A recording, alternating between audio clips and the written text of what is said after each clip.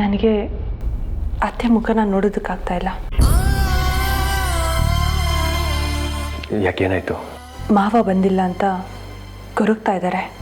ನನಗೂ ಕೂಡ ಅದೇ ಬೇಸರ ಕಣ್ರಿ. ಅಪ್ಪ ಎಲ್ಲಿದ್ದಾರೋ ಹೇಗಿದ್ದಾರೋ ಒಂದು ಗೊತ್ತಿಲ್ಲ. ಅವ್ರ ನಾಪತ್ತೆಯಾಗಿ ಬಹಳ ದಿನ ಆಯ್ತು. ಯಾವ ಸುಳಿವು ಸಹ ಸಿಗ್ತಾ ಇಲ್ಲ.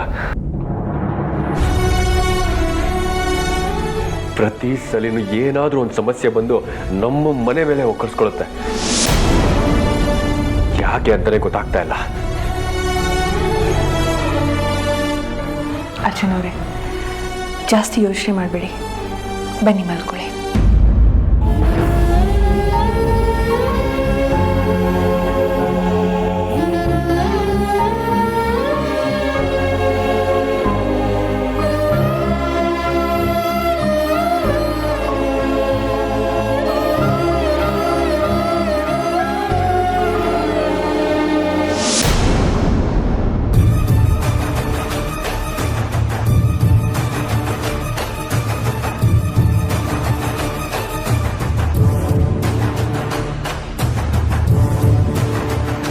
ನಾನು ಮಾಡಿದ ನಿರ್ಧಾರನೇ ಸರಿ.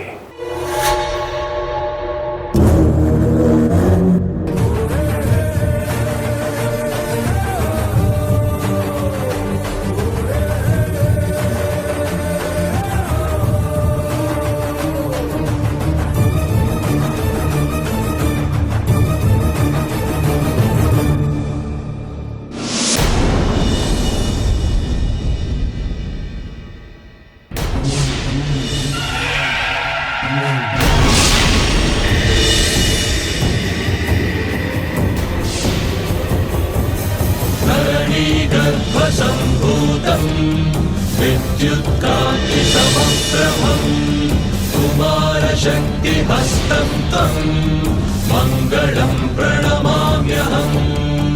सप्पमगरि सदापमगरि सप्पमगरि सनिरपमगरि स.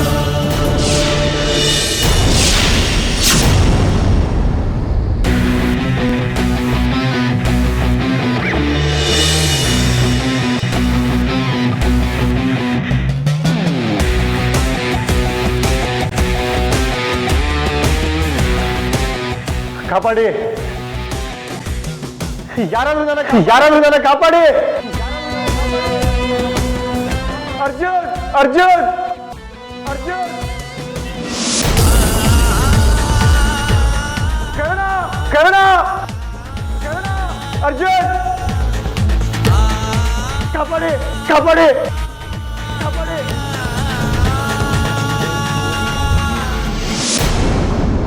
ನಿಮ್ ಕೈ ಮುಗಿತೀನಿ, ಯಾರಾದ್ರೂ ಕಾಪಾಡ್ರು.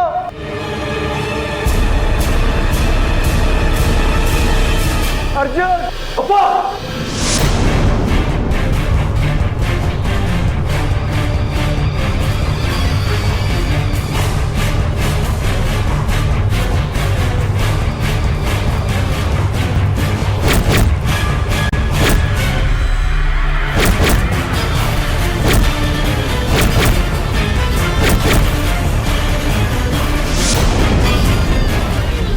ಅರ್ಜುನ್ ಅವರೇ, ಯಾಕೇನಾಯ್ತು?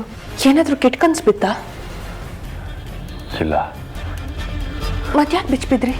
ಅಪ್ಪ ನನ್ನ ಕಾಪಾಡಿ ಕಾಪಾಡಿ ಅಂತ ಕೂಗ್ತಾ ಇದ್ರು. ಮಲಗುವಾಗ ಅವ್ರ ಬಗ್ಗೆ ನೀವು ಯೋಚನೆ ಮಾಡಿ ಮಲ್ಕೊಡ್ರೇನು, ಅದಕ್ಕೆ ಹಾಗೆ ಕನ್ಸ್ಬಿಟ್ಟಿದೆ. ಇಲ್ಲ, ಅವರಿಲ್ಲೇ ಎಲ್ಲೋ ಇದ್ದಾರೆ. ಅಲ್ಲ, ಮಾವ ಇಲ್ಲೇ ಎಲ್ಲೋ ಇರೋದಕ್ಕೆ ಹೇಗೆ ಸಾಧ್ಯ? ಇದ್ದಿದ್ರೆ ಮನೆಗೆ ಬರ್ಬೇಕಾಗಿತ್ತಲ್ವಾ? ಆ ನಾಗಿಣಿ ಬಂಧನದಲ್ಲಿದ್ರೆ ಹೇಗೆ ಬರ್ತಾರೆ? ಮಾವ ನಾಗಿಣಿ ಬಂಧನದಲ್ಲಿಲ್ಲ. ಅಪ್ಪ ನಾಗಿಣಿ ಬಂಧನದಲ್ಲಿಲ್ಲ ಅಂತ ನಿಮ್ಗೆ ಹೇಗೆ ಗೊತ್ತು?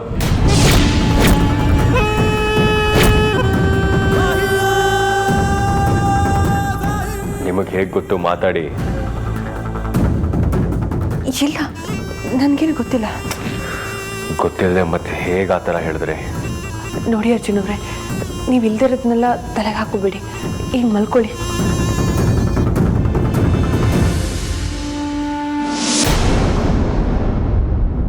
ಅನ್ನಿಲೆ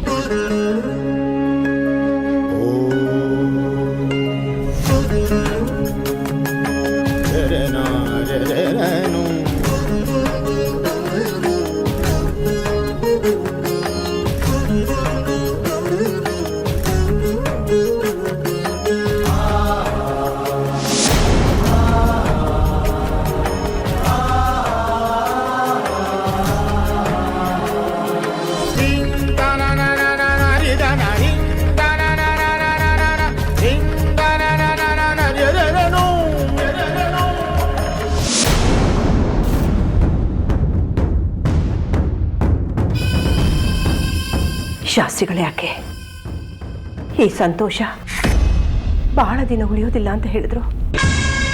ಬಲವಾದ ಕಾರಣ ಇಲ್ಲದೆ ಅವ್ರು ಈ ರೀತಿ ಹೇಳೋದಿಲ್ಲ. ಅದು ಅಲ್ಲದೆ ಅವ್ರೇನು ನುಡಿತಾರೋ ಅದು ಹಾಗೆ ಆಗುತ್ತೆ.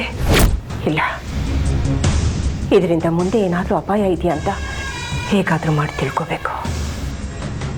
ಹೌದು, ತಿಳ್ಕೊಳ್ಳೇಬೇಕು.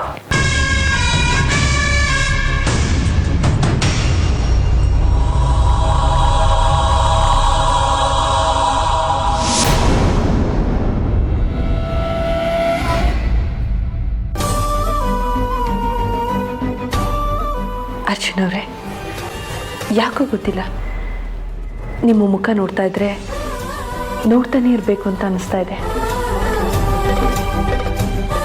ಯಾಕೆ ಅನ್ನೋದು ಗೊತ್ತಾಗ್ತಾನೆ ಇಲ್ಲ. ನಿಮ್ಗೊಂದು ವಿಷಯ ಗೊತ್ತಾ ಅರ್ಜುನ್ ಅವರೇ? ನಿಮ್ಮ ಮುಖದಲ್ಲಿ ಯಾವತ್ತೂ ಕಾಣಿಸ್ತಾ ಇರೋ ತೇಜಸ್ಸು, ಹೊಳಪು, ಕಾಂತಿ 2-3 ದಿನದಿಂದ ಕಾಣಿಸ್ತಾ ಇದೆ. ಶಾಸ್ತ್ರಿಗಳು ಹೇಳಿದ್ದು ನಿಜ. ಅರ್ಜುನ್ ಅವರೇ, ನನ್ನ ನಿಮ್ಮ ಸಂಬಂಧ ಈ ಜನ್ಮದಷ್ಟೇ ಅಲ್ಲ, 7 ಜನ್ಮ, 100 ಜನ್ಮದ್ದು. ನಾನು ನನ್ನ ತಂದೆ ತಾಯಿನ ಕಳ್ಕೊಂಡಿದ್ರು ಸಹ ನಿಮ್ಮ ಪ್ರೀತಿ ಆ ನೋವನ್ನು ಮರೆಸ್ತಾ ಇದೆ. ನಾಗಮಣಿನ ನಾಗಲೋಕಕ್ಕೆ ಮತ್ತೆ ತಗೊಂಡು ಹೋಗೋ ಪ್ರಯತ್ನದಲ್ಲಿ ನಾನೆಷ್ಟು ಕಷ್ಟಪಟ್ಟರು, ಎಷ್ಟೇ ನೋವು ಪಟ್ಟರು, ನಿಮ್ಮ ಪ್ರೀತಿಲಿ ನಾನು ಎಲ್ಲ ಮರಿತಾ ಇದ್ದೀನಿ.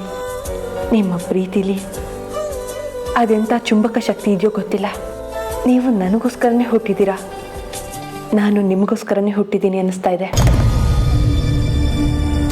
ಅರ್ಜುನ್ ಅವರೇ, ನನಗೆ ನಾಗಮಣಿ ಅನ್ನೋ ಒಂದು ಜವಾಬ್ದಾರಿ ಇಲ್ಲ ಅಂದಿದ್ದಿದ್ರೆ ನಿಮ್ಮ ಪ್ರೀತಿಲಿ ಕರಗಿ ನಿಮ್ಮಲ್ಲೇ ಒಂದಾಗಿ ಇಲ್ಲೇ ಈ ಭೂಲೋಕದಲ್ಲಿ ಇದ್ದು ನಮ್ಮದೇ ಆದಂತಹ ಒಂದು ಪುಟ್ಟ ಸಂಸಾರ ಮಾಡಿಕೊಂಡು ಪುಟ್ಟ ಪುಟ್ಟ ಮಕ್ಕಳನ್ನ ಪಡ್ಕೊಂಡು ಜೀವನ ಪೂರ್ತಿ ನಿಮಗೆ ನಾನು, ನನಗೆ ನೀವು ಅಂತ ಇಲ್ಲೇ ಇದ್ಬಿಡ್ತಿದ್ದೆ.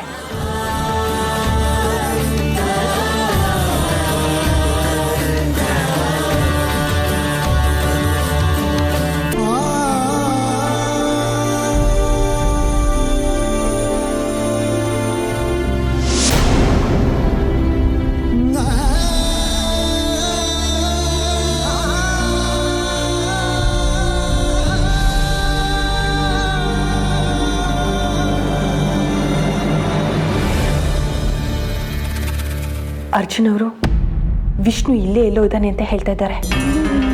ಎಲ್ಲಿದ್ದಾನೆ ಅನ್ನೋದು ಗೊತ್ತಾಗ್ತಾ ಇಲ್ಲ. ಎಲ್ಲಿದ್ದಾನೆ ಅನ್ನೋದನ್ನ ಹುಡುಕ್ಬೇಕು. ಅತ್ತೆ ಮುಖದಲ್ಲಿರೋ ದುಃಖನ ನನ್ನ ಕೈಯಲ್ಲಿ ನೋಡೋದಕ್ಕಾಗ್ತಾ ಇಲ್ಲ.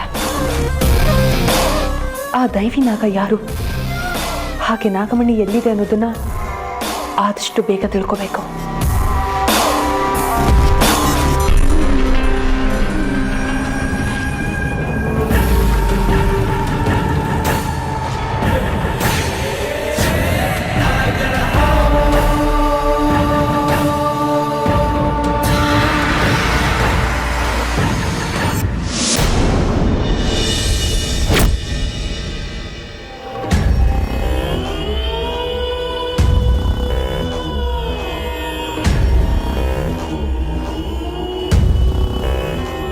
ರೀ, ರಾಜನ್ ಥರ ಇದ್ದವ್ರು ನೀವು.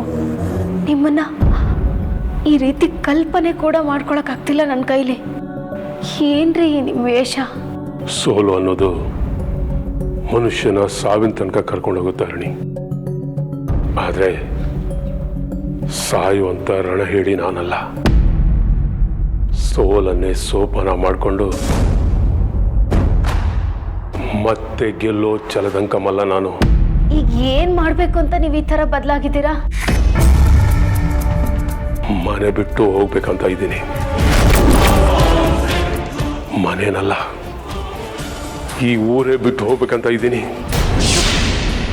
ಎಂಥ ನಿರ್ಧಾರ ಮಾಡಿದ್ದೀರಾ? ಆಗಿರೋ ಅವಘಡಕ್ಕೆ ಇದೇ ಪರಿಹಾರ. ನೋಡಿ, ದಯವಿಟ್ಟು ನಮ್ಮ ಮಾತು ಕೇಳಿ. ಒಂದು ಸಲ ನಿರ್ಧಾರ ಮಾಡಿದ್ಮೇಲೆ ನಾನು ಯಾರ ಮಾತನ್ನು ಕೇಳಲ್ಲ ಅನ್ನೋದು ನಿಂಗೆ ಗೊತ್ತು. ಸುಮ್ಮನೆ ನನ್ನ ತಡೆಯೋ ಪ್ರಯತ್ನ ಮಾಡಬೇಡ. ಇದರಿಂದ ಯಾವ ಪ್ರಯೋಜನವೂ ಇಲ್ಲ.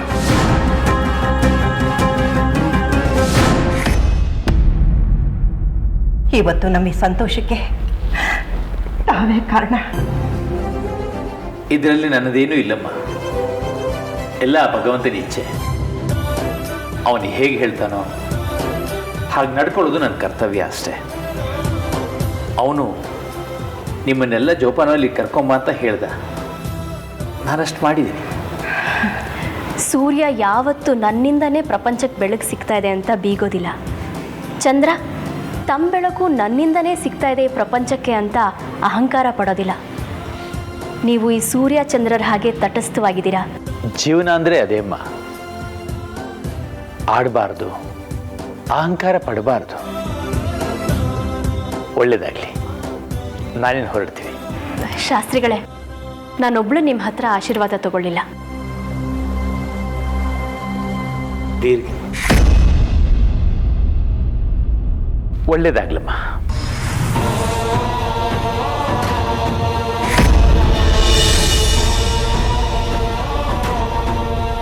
ಶಾಸ್ತ್ರಿಗಳೇ, ಪ್ರತಿ ಸಲ ತಾವು ನನ್ನ ಸೊಸೆಗೆ ಆಶೀರ್ವಾದ ಮಾಡಬೇಕಾರೆ ದೀರ್ಘ ಸುಮಂಗ್ಲಿ ಭವ ಅಂತ ಆಶೀರ್ವಾದ ಮಾಡ್ತಿದ್ರಿ. ಆದ್ರೆ ಇವತ್ತು ಒಳ್ಳೇದಾಗ್ಲಿ ಅಂತ ಮಾತ್ರ ಹೇಳಿದ್ರಿ. ಯಾಕೆ? ಕೆಲವೊಂದನ್ನು ನೀವು ಕೇಳಿದ್ರೂ ನಾನು ಹೇಳಬಾರ್ದು. ಆ ಕ್ಷಣದಲ್ಲಿ ಆ ಭಗವಂತ ನನ್ನ ಬಾಯಿಂದ ಏನು ನುಡಿಸ್ತಾನೋ ಅದನ್ನು ನಾನು ನುಡಿತೀನಿ ಅಷ್ಟೇ.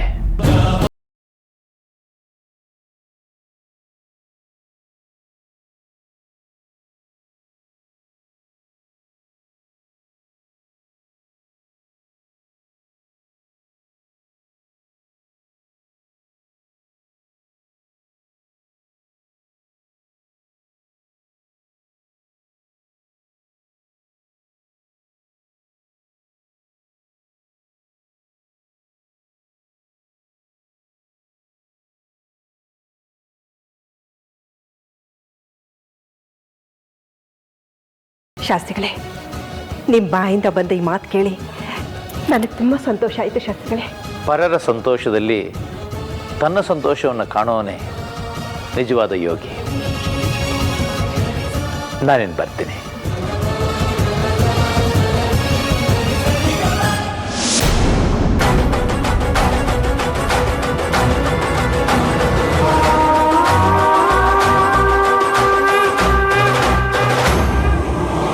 ಶಾಸ್ತ್ರಿಗಳೇ,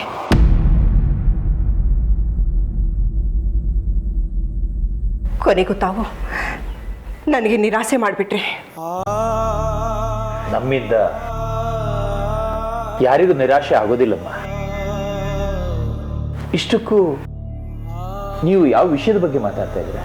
ತುಂಬ ದಿನ ಈ ಸಂತೋಷ ಉಳಿಯೋದಿಲ್ಲ ಅಂತ ಹೇಳಿದ್ರಲ್ಲ, ಅದ್ರ ಬಗ್ಗೆ. ತ್ರಿವೇಣಿಯಮ್ಮ, ನದಿ ಮೂಲ ಋಷಿ ಮೂಲವನ್ನು ಹುಡುಕಬಾರ್ದು ಅಂತ ಹೇಳ್ತಾರೆ. ಅದಕ್ಕಿಂತ ಅಕ್ಷಮ್ಯವಾದ ಅಪರಾಧ ದೈವ ಬರಹವನ್ನು ಕೆದಕೋದು. ಅಲ್ಲ, ಬಲವಾದ ಕಾರಣ ಇಲ್ಲದೆ ತಾವು ಆ ರೀತಿ ಹೇಳೋದಿಲ್ಲ. ಆ ಕಾರಣ ಗೋಚರವಾಗಿದ್ದಕ್ಕೆ ನಾನು ಹಾಗೆ ಹೇಳಿದ್ದು. ಅದೇನು ಅಂತ ಹೇಳಿದ್ರೆ? ತಪ್ಪು. ನೀವದನ್ನು ನನ್ನಿಂದ ನಿರೀಕ್ಷೆ ಮಾಡಬೇಡಿ. ನಾವೇನು ಬರ್ತೀವಿ.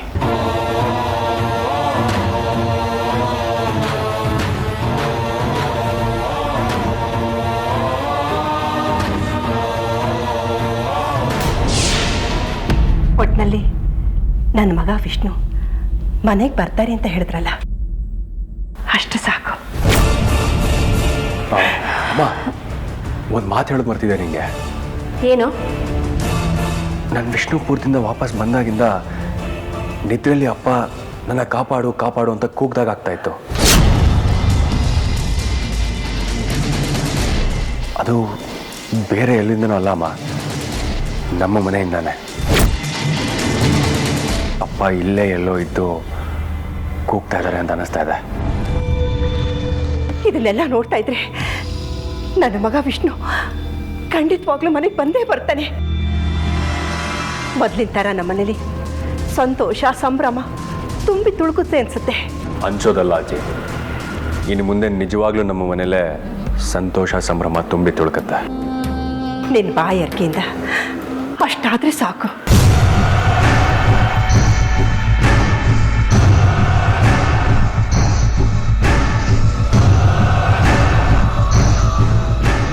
ನಮ್ಮ ವಂಶದ ಮಾನ ಮರ್ಯಾದೆ ಎಲ್ಲ ಹಾಳಾಗೋಯ್ತು. ನೀನು ಮನೆ ಬಿಟ್ಟು ಹೋದ್ರೆ ಎಲ್ಲ ಸರಿ ಹೋಗತ್ತಾ? ನಾನು ಹೋಗ್ತಾ ಇರೋದು ಆ ನಾಗಗಳಿಗೆ ಒಂದು ಗತಿ ಕಾಣಿಸಿ ನಮ್ಮ ದೇವಸ್ಥಾನದಲ್ಲಿ ಮತ್ತೆ ಪೂಜೆ ಹೋಮ ನಡೆಯೋ ಹಾಗೆ ಮಾಡೋಕೆ.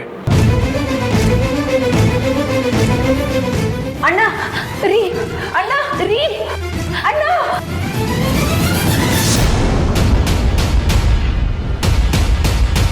ಅವರಿಗವರೇ ವಿಷ್ಣು ಬರ್ತಾನೆ ಅಂತ ಅನ್ಕೋತಾ ಇದ್ದಾರಲ್ಲ. ಆ ಶಾಸ್ತ್ರಿಗಳು ವಿಷ್ಣು ಮನೆಗೆ ಮತ್ತೆ ವಾಪಸ್ ಬರ್ತಾನೆ ಅಂತ ಹೇಳ್ತಿದ್ದಾರೆ.